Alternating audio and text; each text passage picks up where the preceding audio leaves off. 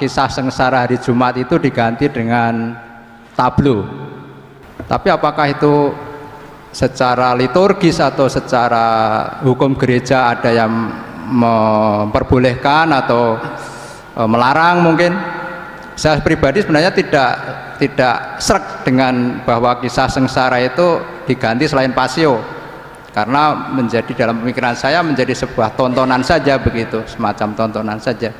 Itu saja Romo. Jadi diganti tablo itu apakah benar atau tidak gitu, atau yang benar itu harus kisah sengsara itu dipasiokan atau boleh dengan tablo juga Romo? Terima kasih Romo. Saya konfirmasi dulu, apakah yang dimaksudkan tablo itu bukan di Jalan Salib atau di dalam liturgi? Di dalam ibadat, di dalam ibadat Jumat Agung, ya. Liturgi Jumat Agung iya, itu. Betul. Oh baik, karena ada juga yang tablo di Jalan Salib gitu ya. Ini berarti di liturgi Jumat Agungnya ya.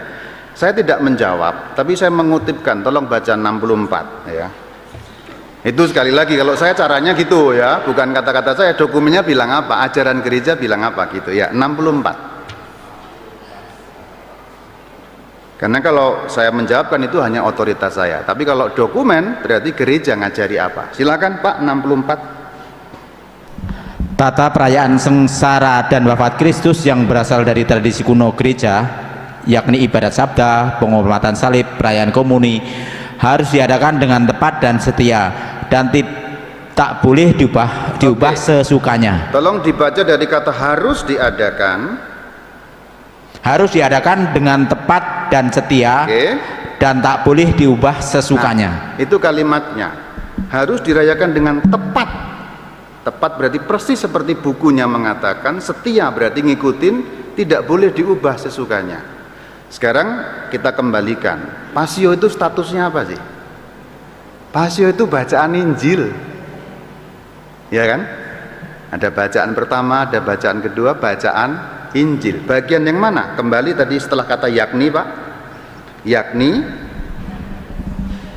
yakni ibadat sabda, penghormatan salib. Oh bedah, yakni ibadat sabda. Jadi perayaan sabdanya itu terdiri dari bacaan 1, bacaan 2, bacaan Injil, yang Injilnya ini dalam bentuk pasio. Nah, berarti kalau pasio tidak ada, berarti Injilnya tidak ada, karena tablo bukan Injil. Tablo kan bukan Injil. Berarti di situ kita mencoret Injil. Betapa beraninya kita mencoret Injil. Nah, gitu cara menalarnya. Jadi kalau Bapak tadi mengatakan kalau feeling saya nggak setuju, nah, ini ayatnya Pak. PPP 64, karena pasio ini adalah bagian dari Injil, Injil firman Tuhan.